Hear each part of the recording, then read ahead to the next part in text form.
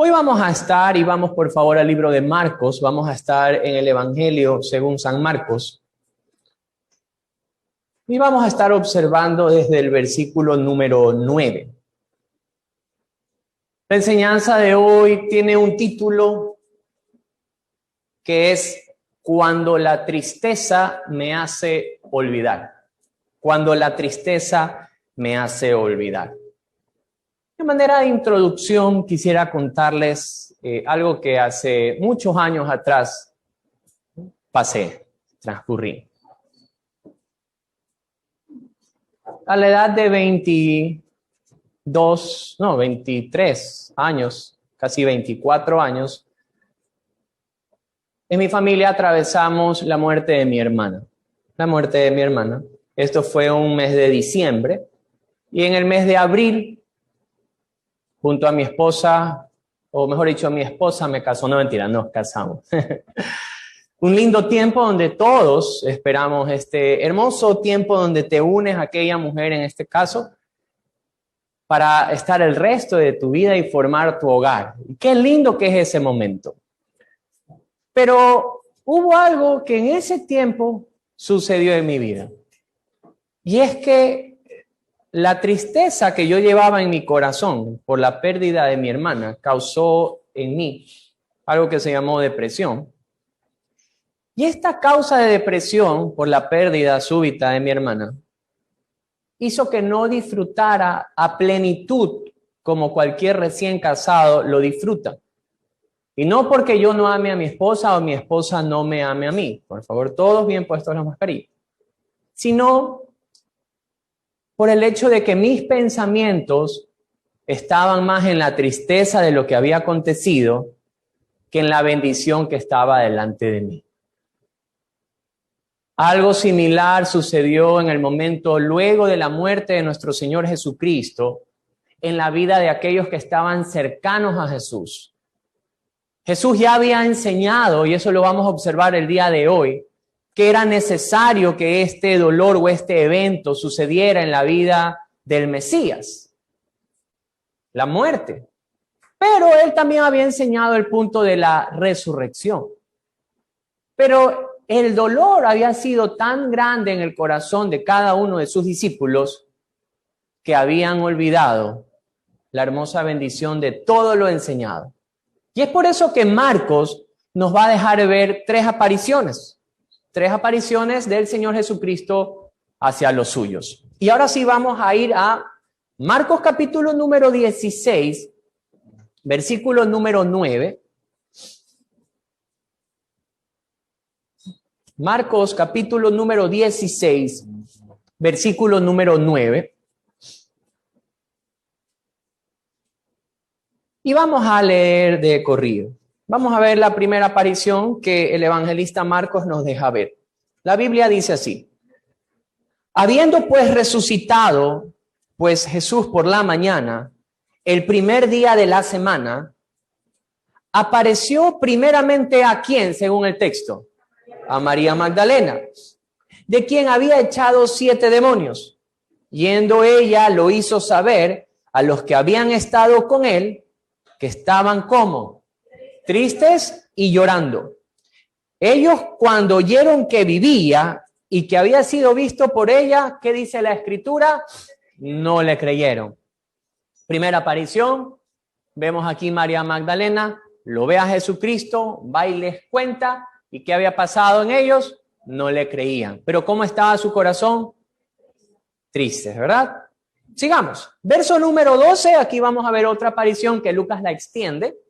Y dice la palabra de Dios: pero después apareció en otra forma a 2 de ellos que iban de camino, yendo al campo. Ellos fueron y lo hicieron saber a los otros, y ni aún a ellos creyeron. Wow. Entonces, ¿qué dice la Escritura aquí?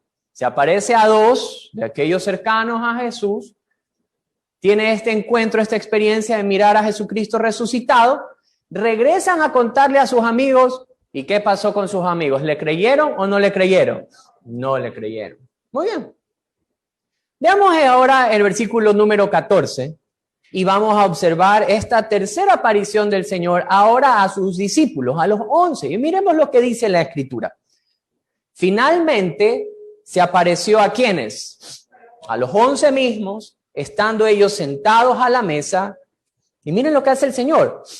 Y les reprochó su incredulidad y dureza de corazón, porque no habían creído a los que le habían visto como resucitado. Muy bien.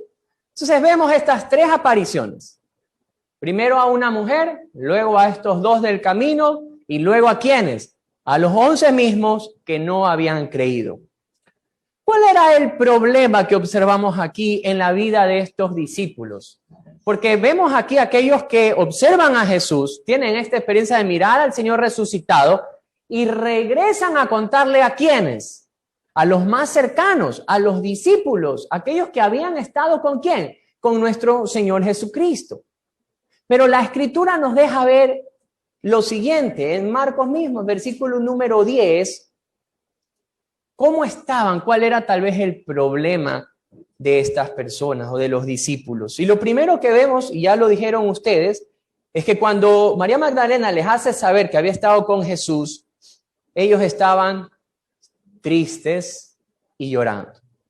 La tristeza había hecho ancla en el corazón de ellos, pero cuando Jesús los observa, como que nos deja ver más qué es lo que esta tristeza puede causar en el corazón del ser humano.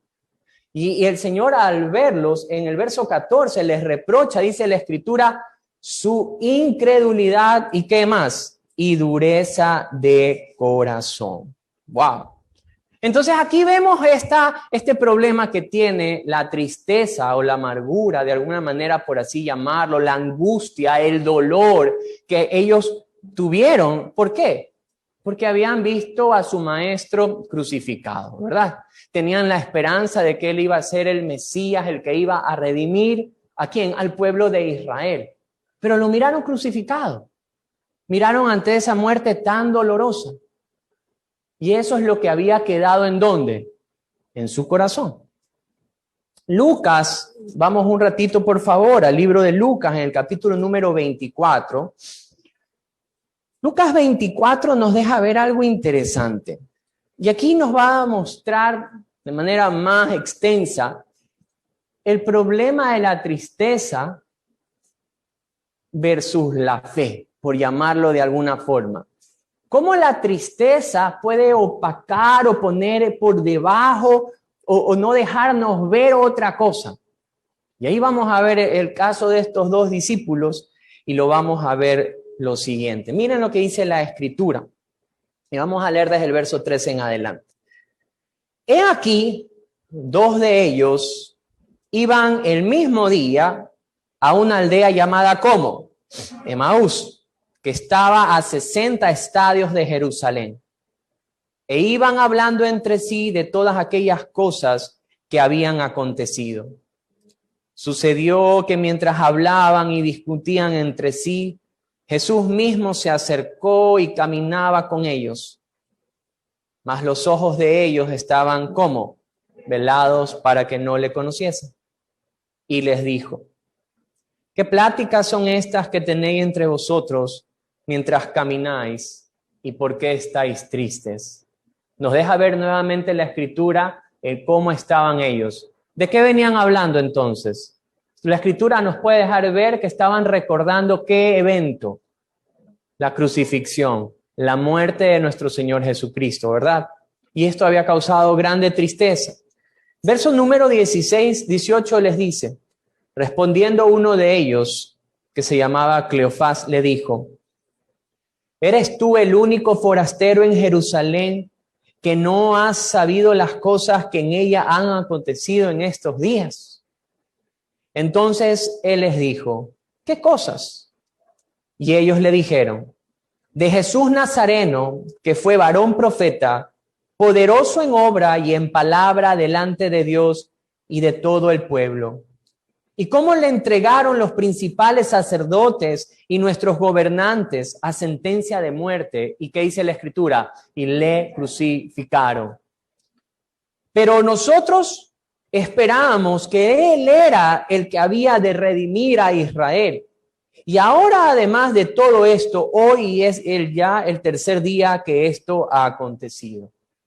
Entonces, este relato nos deja observar, nos deja ver cómo estaba el corazón de estos discípulos que tenían en la memoria la muerte de su Señor. ¿Y cuál era la esperanza? La esperanza es que Él era aquel Mesías prometido en las Escrituras que debía de redimir ¿a quién? A Israel. Ellos estaban en ese tiempo oprimidos por el Imperio Romano y ellos esperaban un Mesías que les otorgara la libertad de este imperio que los tenía de alguna manera, no en una libertad plena de ser ciudadanos israelitas, sino de un imperio romano, y eran los romanos los que les regían a ellos. Entonces tenía en su pensamiento este Mesías que iba a darles ¿qué cosa? Libertad de Roma. Estaban recordando cierta parte de las Escrituras, pero no toda la Escritura. Entonces, miren lo que dice el verso número 22. Aunque también nos ha asombrado unas mujeres de entre nosotros, las que antes del día fueron al sepulcro, y como no hallaron su cuerpo, vinieron diciendo que también habían visto visión de ángeles, quienes dijeron que él vive. Y fueron algunos de los nuestros al sepulcro y hallaron así como las mujeres habían dicho, pero a él no le vieron. Y aquí viene lo que el Señor les empieza a decir. Entonces él les dijo: oh insensatos y tardos de corazón, para creer todo lo que quienes, los profetas, han dicho. ¿No era necesario que el Cristo padeciera estas cosas y entrara en su gloria? Y comenzando desde Moisés y siguiendo por todos los profetas, les declaraban en todas las Escrituras lo que decían ¿de quién? De Jesús, los que la Escritura hablaba del Señor. La tristeza había causado algo en el corazón de sus discípulos, de los más cercanos, y era que la incredulidad se había juntado con la tristeza y de alguna manera había nublado la enseñanza que Jesús ya les había dado, y lo vamos a observar en los siguientes textos, que las Escrituras también ya lo habían dado acerca del Mesías. Pero hay algo que no hemos hecho nosotros, y ahorita que estamos en pleno estudio, lo traigo a la memoria. Y es poner este tiempo en manos de Dios, ¿verdad?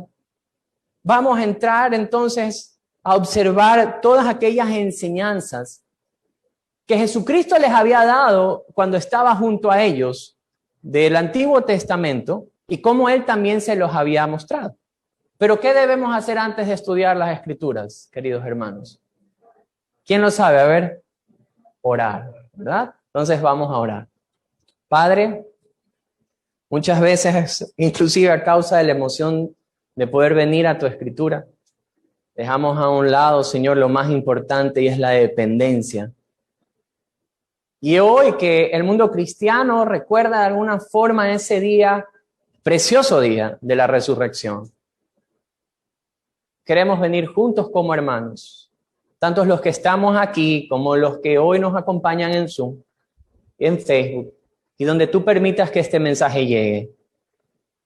Señor, muchas veces hay cosas que opacan o que nublan lo que tu palabra quiere enseñarnos.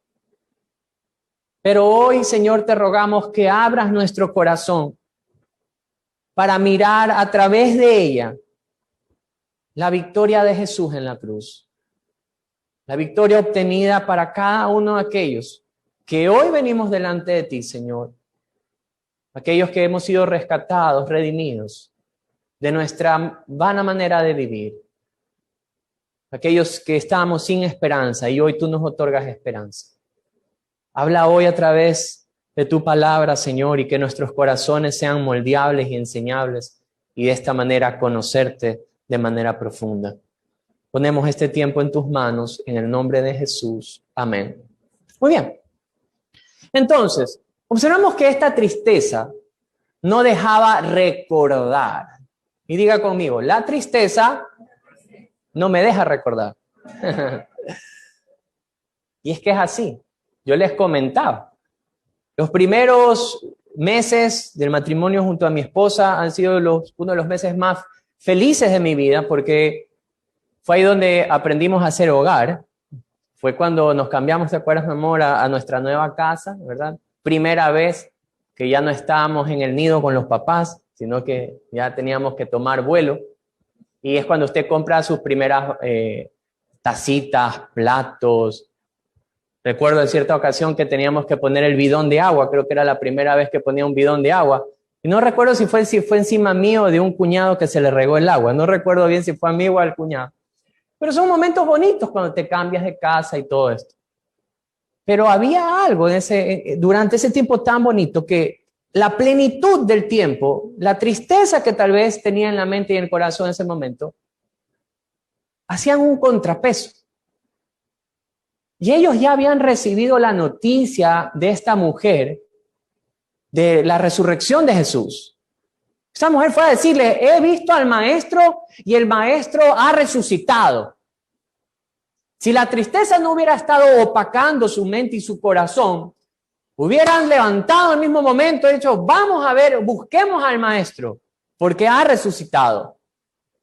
Pero no estaba siendo ese el caso en la vida de los propios discípulos del Señor Jesucristo. Sino que cuando Jesucristo lo observamos, los mira, les dice insensatos y tardos para creer, duros de corazón. Y aquí me deja reflexionando eso, que aún entonces la tristeza puede pesar tanto en la vida del ser humano que puede permitir que el corazón se endurezca de tal manera que no podemos mirar con fe las promesas que en la Escritura existen. Y ahí es cuando hay un error. Ahí es cuando algo debe de cambiar en nuestra vida. El Señor les había dicho a ellos lo que tenía que suceder. Se lo dijo, por lo menos yo observé 3 veces en Lucas. Vamos a Lucas, por favor. En Lucas capítulo número 9,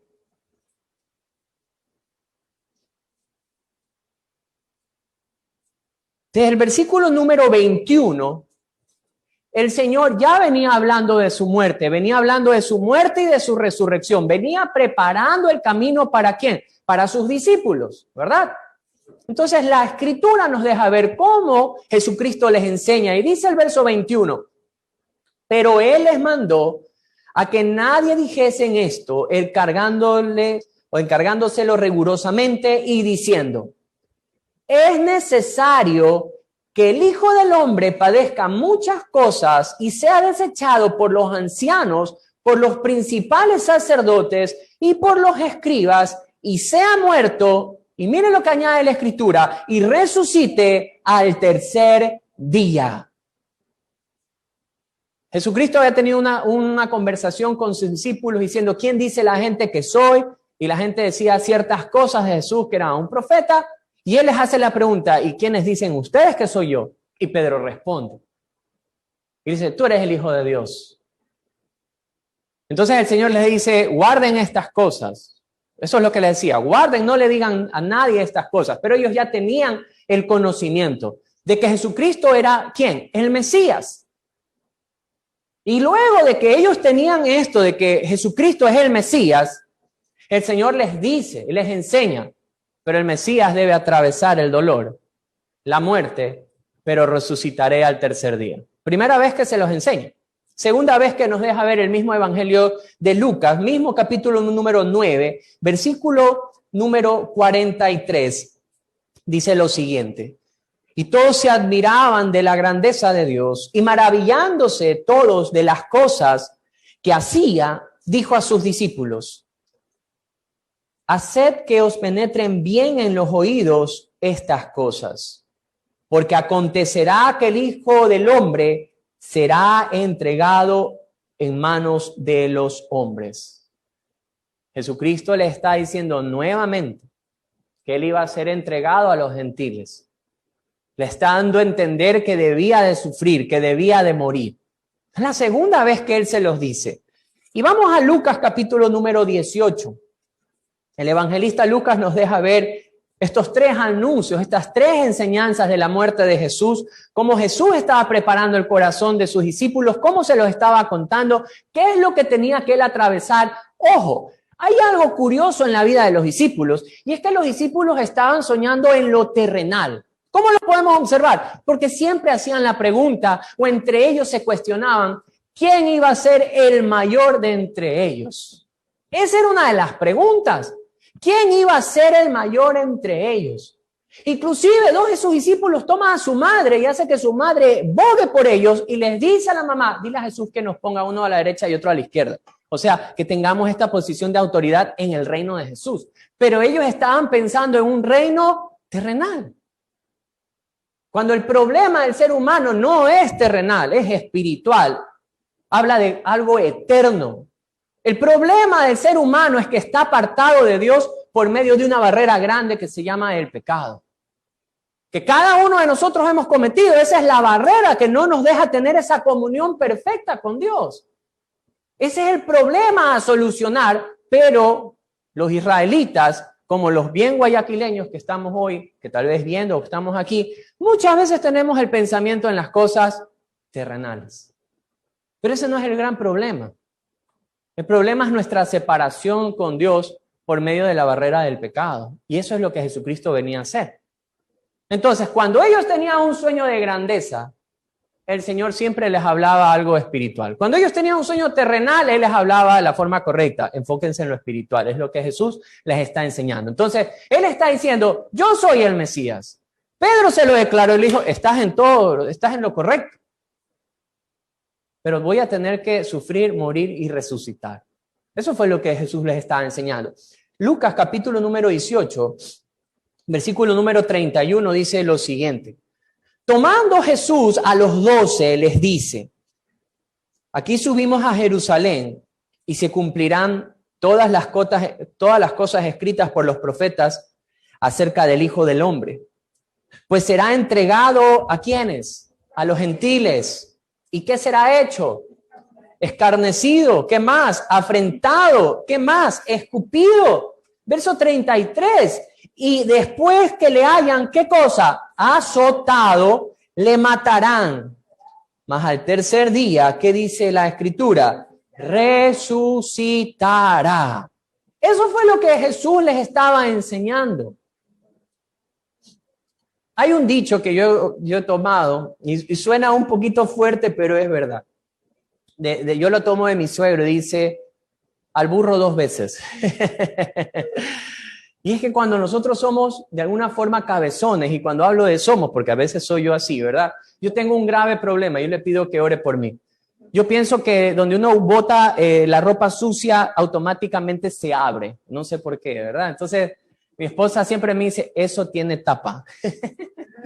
Porque yo no sé, tengo la mala costumbre de dejar las cosas encima en vez de, ¿qué hay que hacer? A ver, varones, ¿qué tenemos que hacer? Abrir, botar y cerrar, ¿verdad?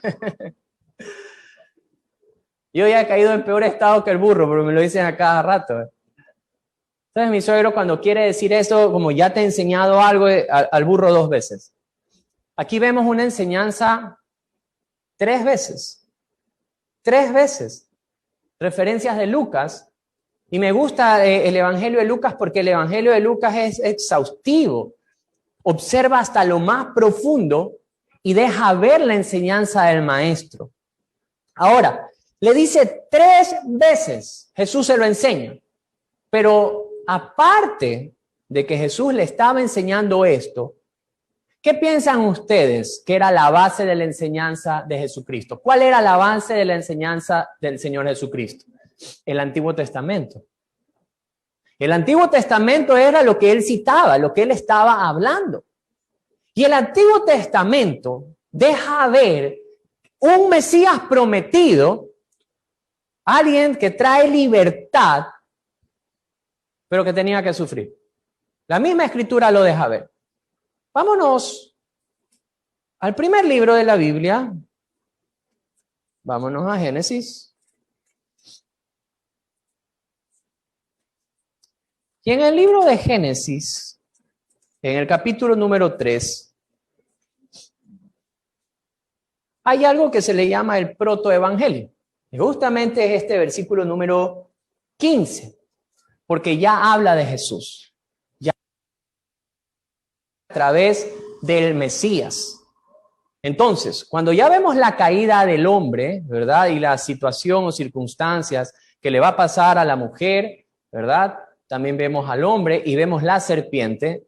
Miren lo que pasa aquí, verso número 15. O desde el 14 para poder entender un poquito mejor. Y Jehová Dios dijo a la serpiente, por cuanto esto hiciste, maldita serás entre todas las bestias y entre todos los animales del campo, sobre tu pecho andarás y polvo comerás todos los días de tu vida. Y pondré enemistad entre ti y la mujer, y entre tu simiente y la simiente suya, y ésta te herirá en la cabeza. Pero aquí está lo que iba a sufrir el Mesías, y tú le herirás en el calcañar. El Mesías debería ser herido, traspasado, sufriente. Es lo que nos deja ver la escritura en Génesis capítulo número 3. Ahora, vámonos un ratito a Números 21. Esta es una referencia directa que Jesucristo hace. En Números, capítulo número 21,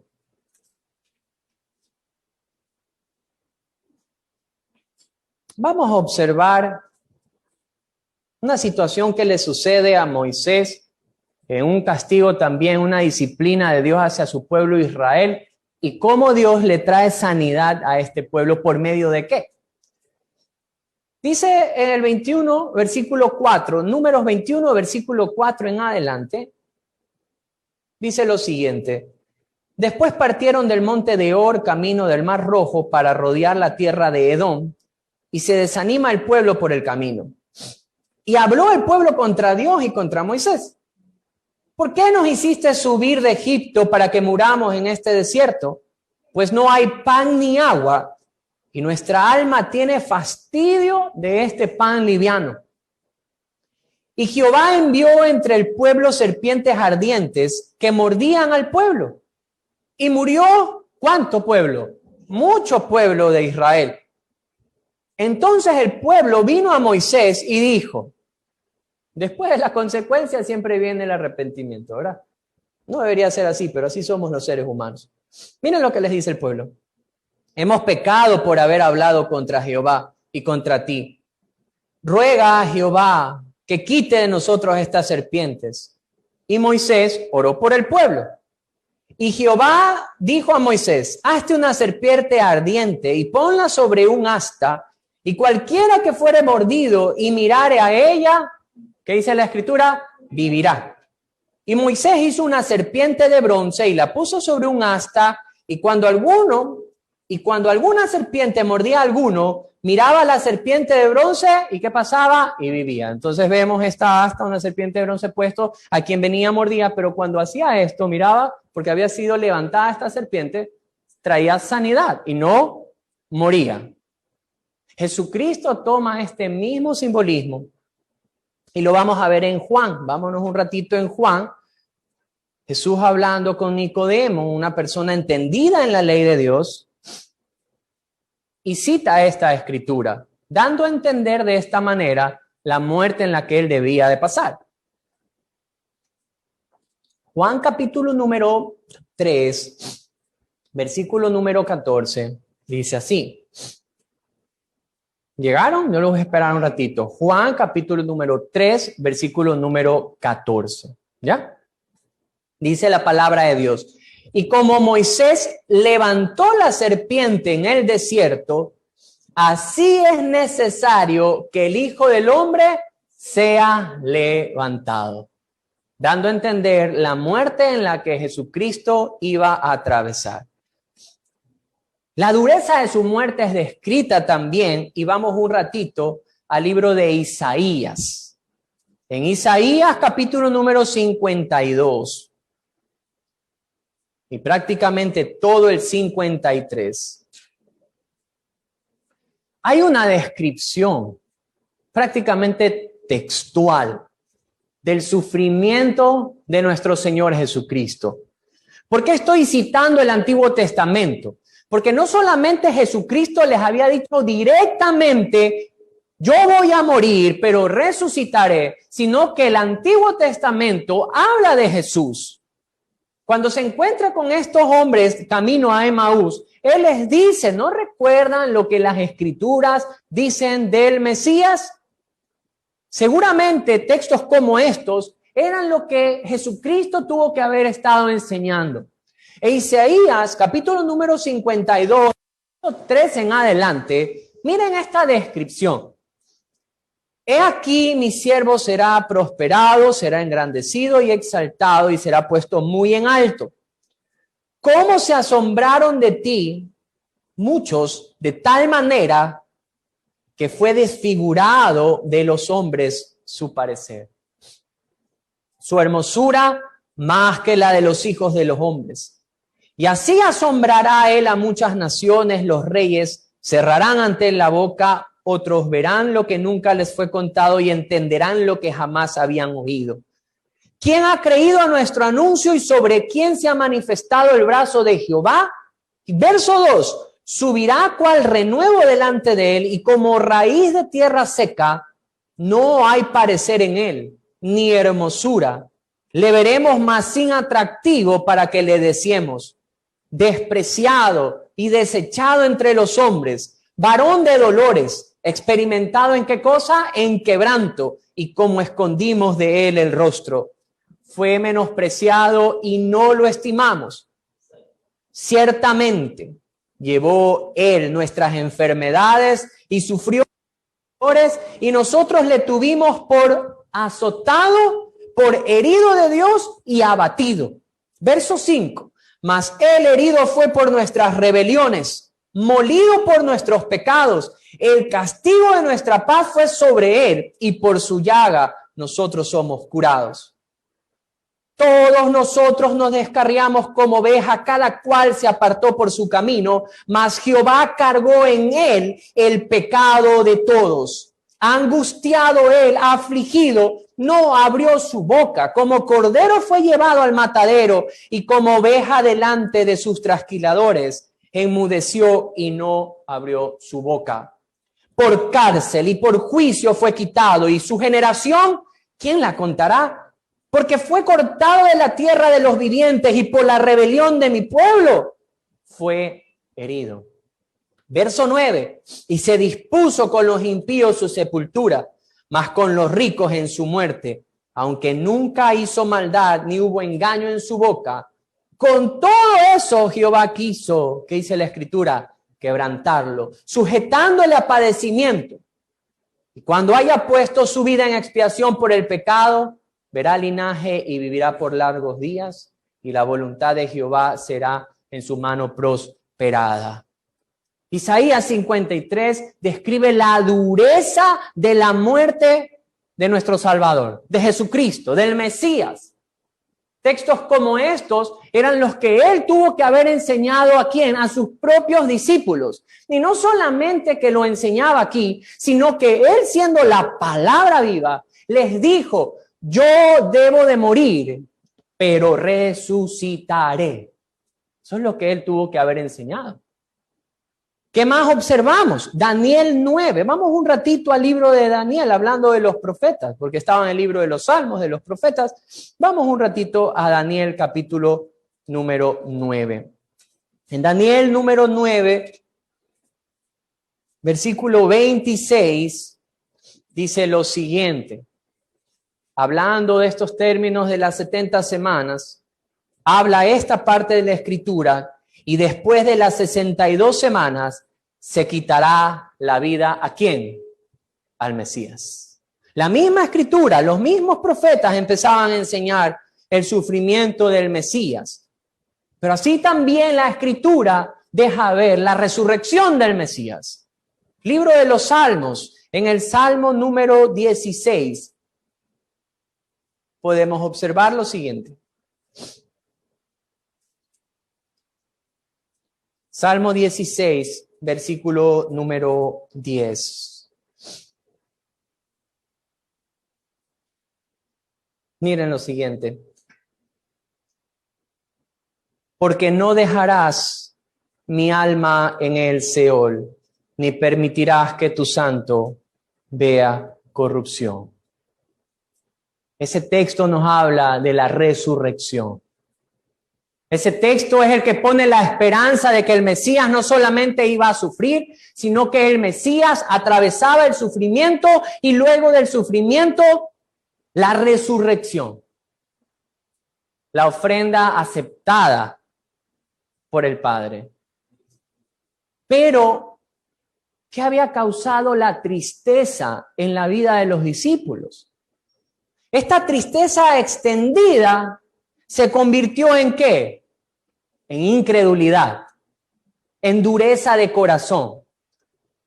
Pero ¿qué fue lo que a ellos les permitió nuevamente observar al Mesías? Vamos a Lucas, recordémoslo un ratito.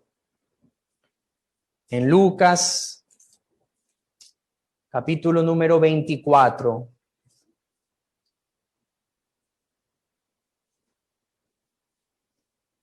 En el verso número 27 o 25, para ver de alguna manera la llamada de atención de Jesucristo a los discípulos, Él les llama la atención en el verso 25 y les dice, oh insensatos y tardos de qué, les dice, de corazón. ¿Para qué? Para creer todo lo que los profetas han dicho. ¿No era necesario que el Cristo padeciera estas cosas y entrara en su gloria? ¿Y ahí se quedó? No. Verso 27 nos deja ver. Y comenzando ¿desde dónde? Desde Moisés, siguiendo por los profetas, le declaraban todas las escrituras lo que decía de él. ¿Qué fue lo que usó Jesús para traer memoria ante esa angustia, esa tristeza que había opacado la enseñanza? ¿Qué fue lo que sacó? La palabra. La palabra. La escritura. Desde Moisés, por los profetas, empieza a decirle todo lo que estaba escrito del Mesías. Puede ser que la tristeza, la angustia, puedan hacernos olvidar la esperanza y la alegría. Sí. Yo quise hacer un pequeño recuento del año 2020 y de lo que vamos del 2021. Y esto solo para observar cómo la humanidad, cómo nosotros reaccionamos ante cosas. La pandemia, hablemos un poco de la pandemia. 21 de enero del 2020 aparece el caso 0 aquí. Ya habíamos visto que es en China, creo que finales de noviembre, diciembre, ya se venía visorando esta pandemia, la OMS la dice como una pandemia global que hay que tenerse cuidado. 21 de enero del 2020 aparece el caso 0 en Ecuador. En marzo vienen todos estos nuevos casos y los que lo estoy tomando por si acaso me tomé la molestia de ver un artículo científico para observar cómo iba el proceso. Marzo vienen los nuevos casos, al parecer fueron importados, el primero creo que era de España, pero luego venían de Francia, Venezuela, Suecia, Holanda y España. En mismo marzo fuimos llevados a un tiempo de encierro, de confinamiento, donde teníamos que estar en casa. Guayaquil pasa de tener 50 fallecidos diarios, lo normal era 50 fallecidos diarios, a tener 700 fallecidos diarios. Las noticias en ese tiempo, recordemos la noticia de muertos en las calles, muertos en congeladores, muertos desaparecidos. Ante este golpe que viene al mundo y también a Guayaquil y al Ecuador, vemos un gobierno con muchos problemas. Problemas para poder manejar la situación, problemas de liquidez sin ningún dinero, problemas en las pruebas COVID, problemas en el liderazgo. Y no solo eso. Usted veía las noticias y no solamente era eso. Aparecieron los casos de corrupción, los casos de la avioneta, los casos de los hospitales con fundas para muertos con sobreprecio. Vimos los casos de carnet con discapacidad. Y hay más. Vimos los casos, en cambio, de asesinato, de inseguridad. Vimos la muerte de este joven Efraín Ruales, que de la nada vienen y quitan la vida. Vemos los casos, y no solamente de él, el caso de sicariato se muestra absolutamente todos los días. Dígame si esa preocupación. Hoy, en cambio, nos encontramos ante una, tal vez en Ecuador sería tercera ola, cuarta ola, ya ni siquiera llevo la cuenta, porque han sido demasiadas.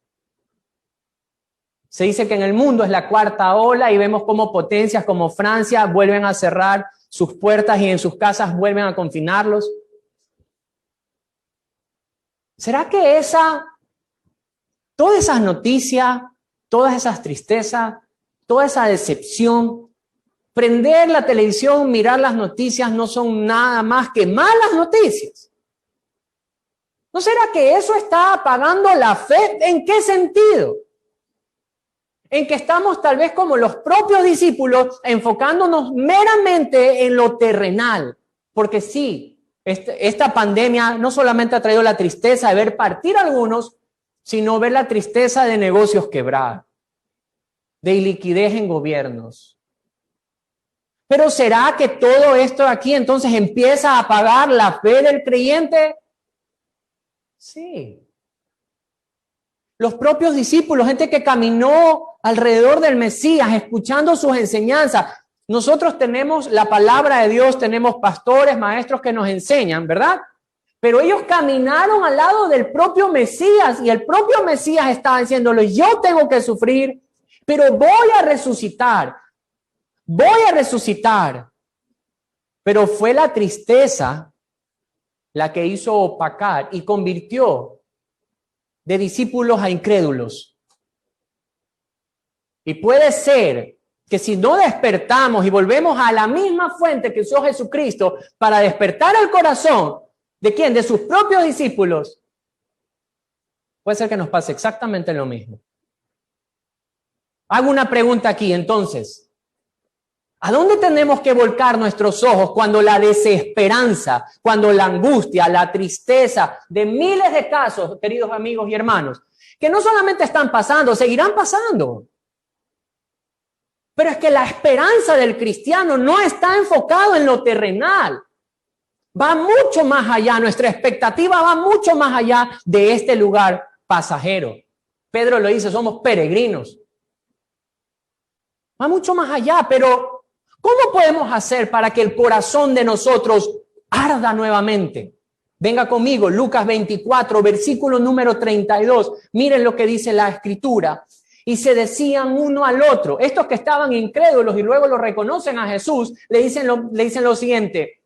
¿No ardía nuestro corazón en nosotros mientras nos hablaba en el camino y cuando nos abría la Escritura? Y es que el efecto de la Escritura es ese, encender nuestros corazones con un solo propósito, anclar nuestra fe en el lugar correcto, en la persona correcta, en la persona de Jesús. Estamos llamados a vivir en angustia, queridos hermanos. Estamos llamados al sufrimiento. El llamado del creyente no es el ser una celebridad. La Biblia no nos llama celebridades, nos llama luz. La Biblia no nos llama exitosos, nos llama sal. Luz del mundo para encender ¿qué cosa? El corazón. ¿De quiénes? De los que están alrededor de nosotros, sino cómo fue su corazón encendido, cómo usted vino a la fe en nuestro Señor Jesucristo, si no fue cuando le citaron la palabra. Y es que la palabra, querido amigo, querido hermano, tiene el efecto de encender el corazón, de enternecer el corazón. Tiene el mismo efecto de una lluvia temprana, cuando desciende sobre tierra dura, y empieza a moldearla, a suavizarla, para que la misma semilla descienda de manera profunda y tome raíces, para que cuando esa lluvia tardía desciende, permita crecer la palabra de Dios. La palabra de Dios tiene el efecto de encender el corazón. ¿Cuál es la esperanza entonces que la Escritura nos deja para la iglesia hoy en día? Romanos capítulo número 15. Empecemos por ahí. Romanos capítulo número 15. Precioso libro de Romanos.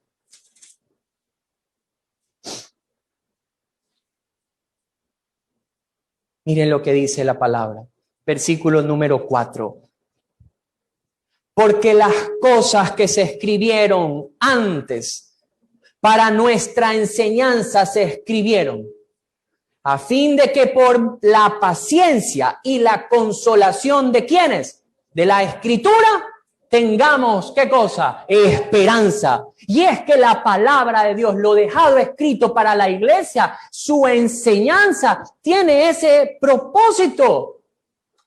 La esperanza que nos ha sido dejada. Miren, celebrar el día que se lo dice como el Viernes Santo, está bien. Recordamos la muerte de nuestro Señor. Pero eso se hace siempre. Tomar un día especial, está bien, se puede hacerlo. El domingo de resurrección, como se le llama, también es correcto. Pero la resurrección, esta esperanza, no solamente se debe vivir un solo domingo en el año. En este día, de alguna forma, nos recordamos con mayor énfasis.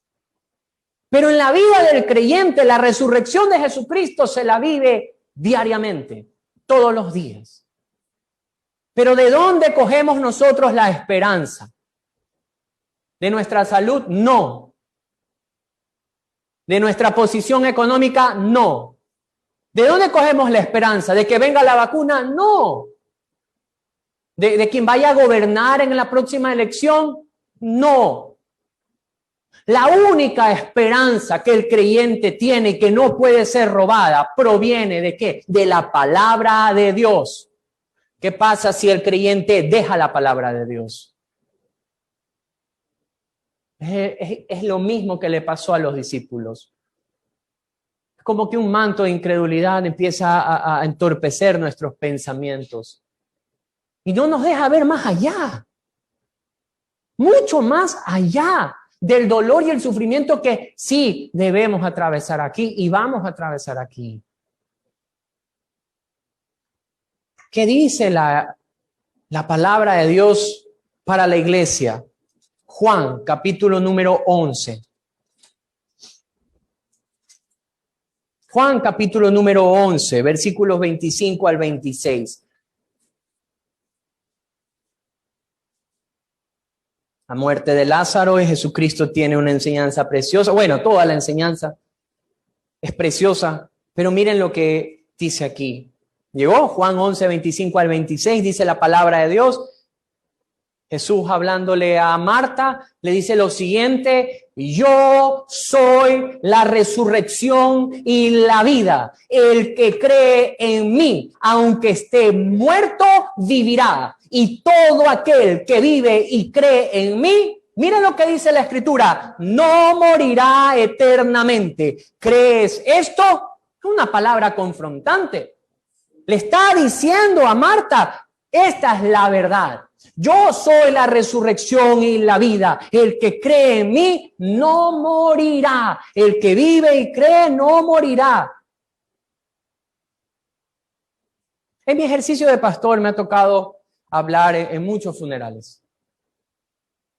Y cuando vemos los funerales siempre va a haber tristeza. Siempre va a haber tristeza. Y de manera común traigo esta enseñanza del significado de la muerte. Y la palabra muerte no habla de dejar de existir. Esa no es la enseñanza de la palabra muerte. El otro día se lo conversaba a un amigo y le digo, ¿qué es la muerte? ¿Qué significa la muerte? Y él me decía, dejar de existir. Le digo, no. La palabra muerte habla de una separación. Eso es lo que significa muerte. Separación. En nuestro caso, del espíritu con el cuerpo. Y ahí se considera muerte. Pero cuando habla de una muerte espiritual, habla de una muerte de separarte de Dios y no estar con Él eternamente. Jesucristo da el camino a aquella comunión eterna, aquella vida eterna, que es la esperanza de la iglesia, que es la esperanza del creyente. Jesucristo empieza a decir, yo soy la resurrección y la vida. Pero prender la televisión, inundarnos de tantas malas noticias, vamos a olvidar el poder de esta palabra.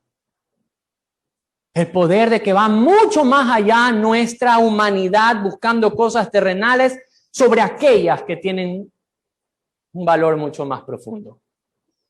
Las eternas. Yo soy la resurrección y la vida. Palabras de nuestro Mesías, de nuestro Salvador. Lucas 20.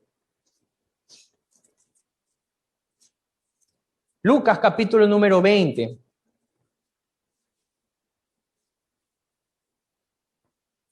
La enseñanza del 27 en adelante habla sobre la pregunta de la resurrección. Y vamos a ver versículos 34 al 36. Dice la palabra de Dios. Entonces Jesús responde ante la pregunta de la resurrección. Le hacen una pregunta sobre quién se iba a casar. Tenían una costumbre judía. Y dice lo siguiente. Entonces respondiendo Jesús les dice, los hijos de este siglo se casan, miren la diferencia, y se dan el casamiento. Mas los que fueren tenidos por dignos de alcanzar aquel siglo y la resurrección de entre los muertos, ni se casan ni se dan el casamiento. Verso 36, porque no pueden ya más morir. Wow. Ya no pueden más morir. Porque son hijos de Dios. Se extiende el versículo. Queridos amigos, estas son palabras firmes. No son cualquier palabra escritas en cualquier libro. Estas son palabras verdaderas y fieles. Palabras verdaderas y fieles. Siempre recuerdo la historia del abuelo de un amigo mío. Siempre la tengo en memoria y ojalá Dios me permita partir de esa manera. Cuando él alcanza ya su edad madura y tenía que partir, tuvo tanta paz en partir que cuando él estuvo, porque él era doctor y estuvo en el cuarto de hospital y sabía, ya no estaba mejorando y sabía que iba a partir, él hizo llamar a sus hijos y dijo, vamos a alabar a Dios. Levantemos nuestras manos y alabemos a Dios, porque voy a partir. ¿Por qué ese hombre tenía tanta paz al partir? Porque su esperanza no estaba aquí en la tierra. Porque su esperanza estaba en esa vida eterna. Porque su esperanza de observar ahora aquel que lo había rescatado, lo había anclado mucho más de lo que él estaba anclado en esta tierra. El mismo apóstol Pablo en cierta ocasión empezó a decir, yo no sé qué camino tomar. Si estar aquí a causa del evangelio, a causa de ustedes, o estar con el Señor, que es muchísimo mejor. Él llegó a decir palabras como, todo lo que he tenido y lo que tengo, lo tengo por basura. Ese texto, basura, esa palabra basura, se usaba para la basura o la comida que se le daba a los perros.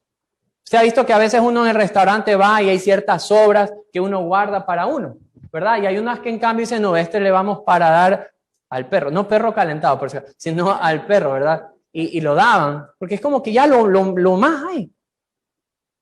Él decía, en esa calidad, de esa manera es la comparación de las cosas terrenales.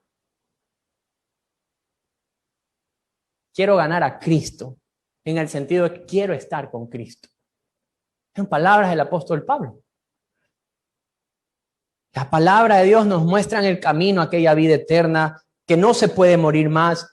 Ahora somos convertidos, adoptados como hijos de Dios. Lo que enseña Jesús. Veamos lo que los discípulos de Jesús empezaron a enseñar. 1 Corintios, capítulo número 15, por favor. Versículos de 3 al 4.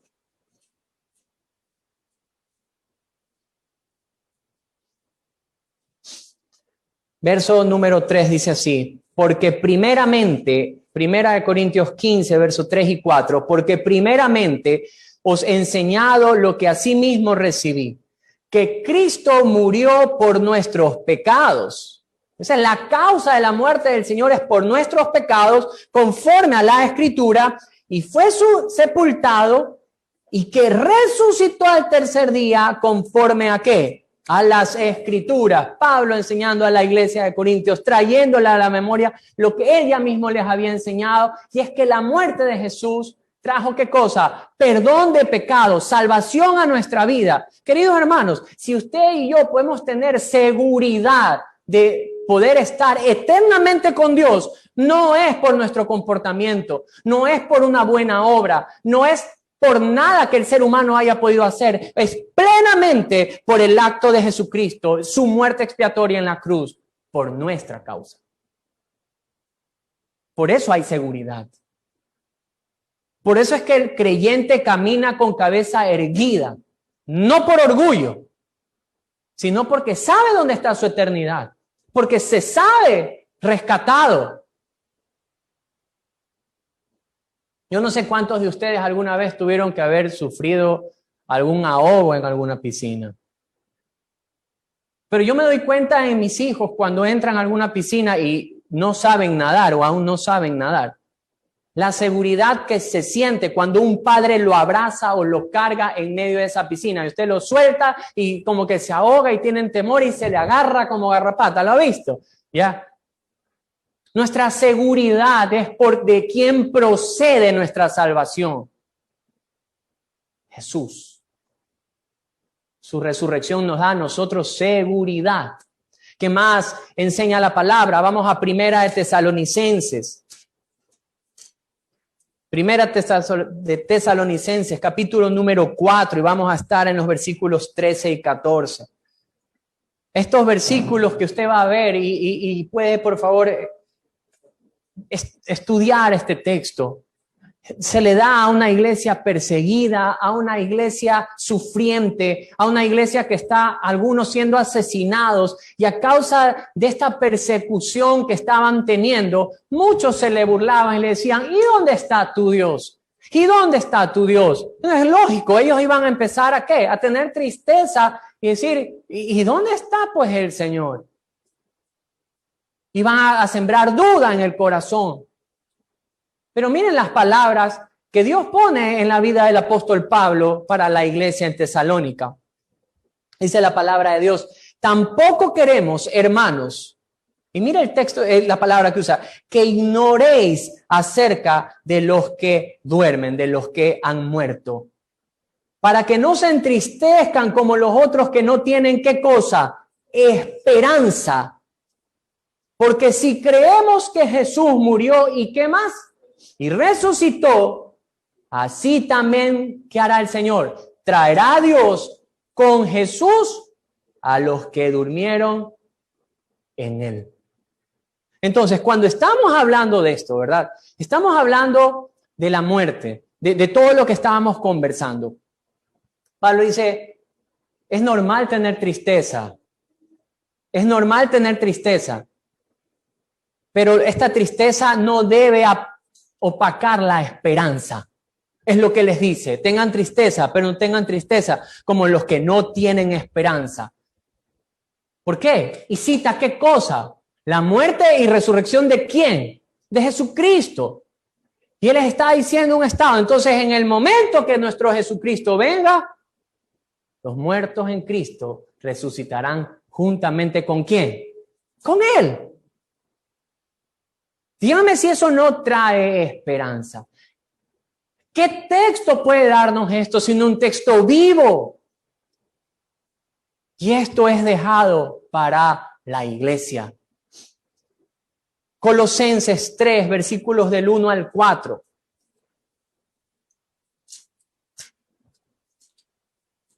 Miren lo que dice la palabra de Dios.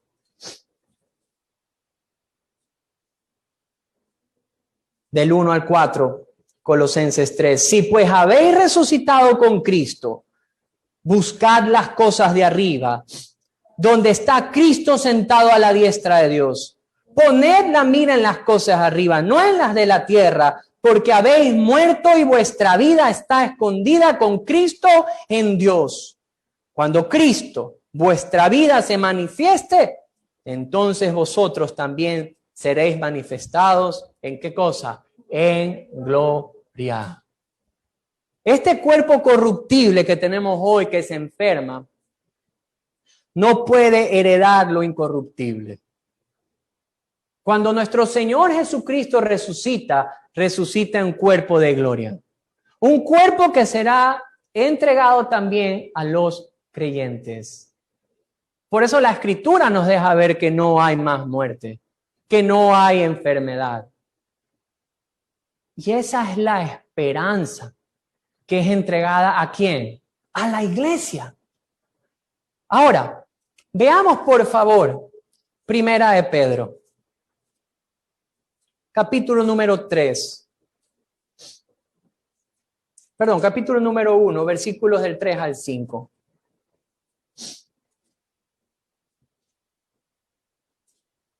Esperanza, la esperanza de esta resurrección preciosa. Verso número 3 dice: bendito el Dios y Padre de nuestro Señor Jesucristo, que según su grande misericordia nos hizo renacer. ¿Para qué? Para una esperanza viva. ¿Por la resurrección de quién? De Jesucristo de los muertos. Si nosotros tenemos esperanza, es por la resurrección de nuestro Señor Jesucristo. La resurrección es lo que ancla la esperanza, la certeza, lo verídico de la promesa. Y miren qué nomás dice la Escritura. En el verso número 4, cuando habla de haber renacido para una esperanza viva por la resurrección de Jesucristo de los muertos, verso 4 dice, para una herencia. ¿Cómo es esta herencia? Incorruptible, incontaminada e inmarcesible, reservada en los cielos para vosotros. Wow. Herencia incorruptible. No se corroe, no se daña. Esa es la herencia otorgada a los santos de Dios. Incontaminada, sin mancha, inmarcesible, no marchita. No caduca. Las esperanzas aquí sí son así. Todo, en cambio, se puede o contaminar, o corromper, dañar, o fecha de expiración. Pero no así la esperanza otorgada. ¿A quiénes? A los creyentes. Y estos textos son los que deben cavar profundo en el corazón. ¿De quiénes? De nosotros, de la iglesia. Son los que deben poner un ancla en nuestra vida. ¿Para qué? Para que no nos pase lo que naturalmente le pasa al ser humano. ¿Qué les pasó a los discípulos? María Magdalena observa a Jesucristo resucitado, va y le cuenta a los discípulos. ¿Y cómo estaban los discípulos? Tristeza, lloro profundo, ¿verdad? La Escritura nos deja ver en Marcos que también estos dos de Emaús van acá donde los discípulos les cuentan y ¿qué pasa? No les creen. Tuvieron que aparecérsela a los 11 para que ahí digan, ha sido verdad. ¿Qué fue lo que Jesucristo usó para poner fuego en el corazón de ellos? La palabra, las Escrituras. Primera de Corintios. Con este texto vamos a terminar. Versículo número 20 al 22. Primera de Corintios, capítulo número 15, versículos 20 al 22. Dice la palabra de Dios.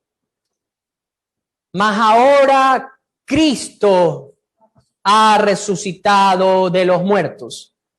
Primicias de los que durmieron es hecho.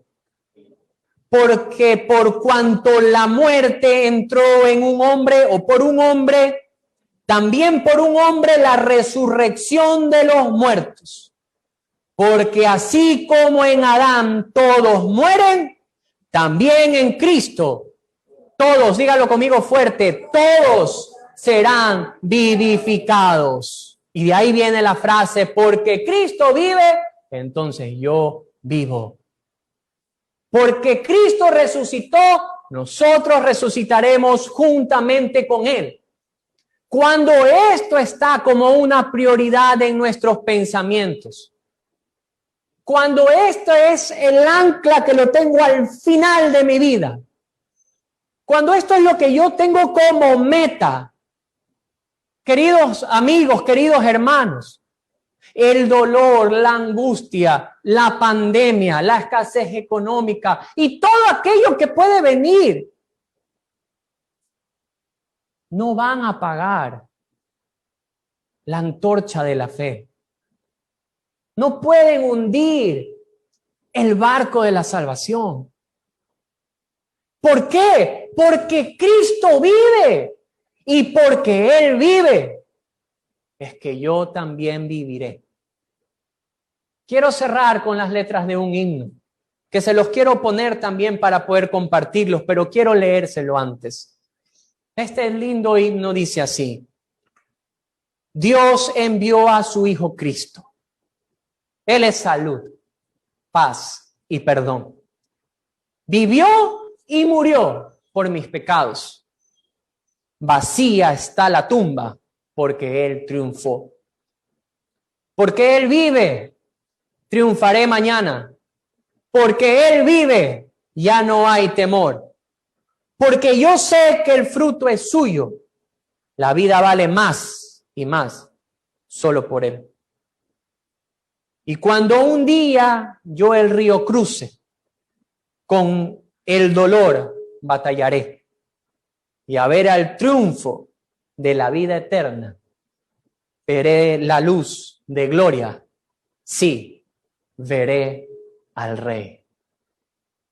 Porque Cristo vive, queridos amigos, es que nosotros podemos vivir.